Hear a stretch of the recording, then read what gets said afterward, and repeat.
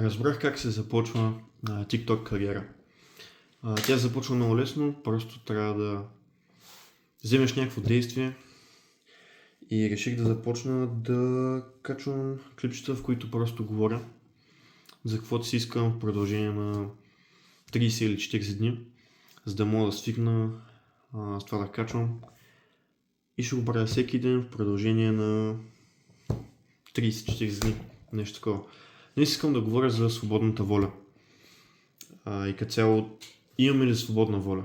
Не знам дали някога сте се питали или сте го чели някъде из интернет, но аз съм...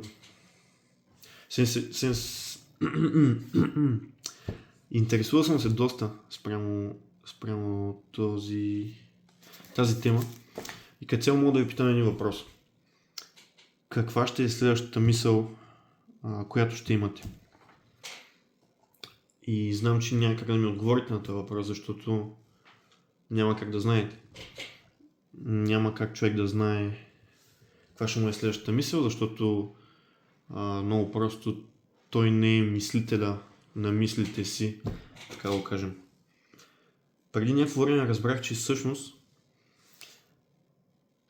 аз не мисля мислите ми, ами всъщност ума ми ги мисли за мен и аз ги слушам.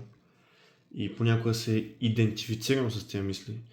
Например, в момент, в който съм ядосан или разстроен, или като цяло съм под влиянието на някаква емоция, тази емоция обичайно винаги идва с някаква по-силна мисъл. Нали? Точно, че в такъв случай усещаме мисълта по-силно.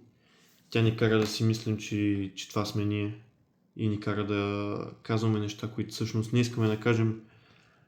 Както обичайно хората казват, че не са си мислили еди си какво или еди си какво, когато са казали еди си какво, защото всъщност са били ядосани. 2 минути остават ни около 50 секунди.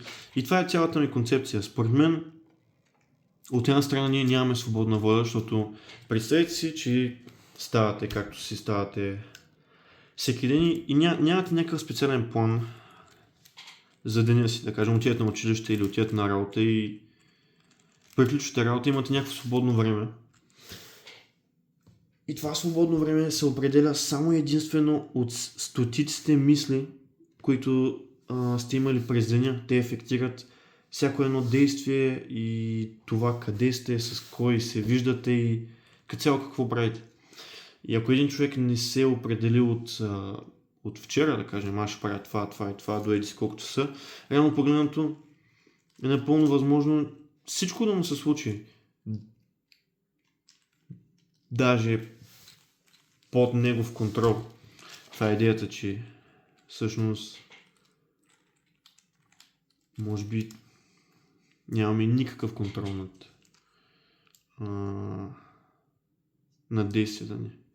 Може би мислим това, което мислим, само защото знаем това, което знаем. Окей, знаете, ще го оставим от тук. Окей, това беше ден първи и утре ще говоря за нещо друго.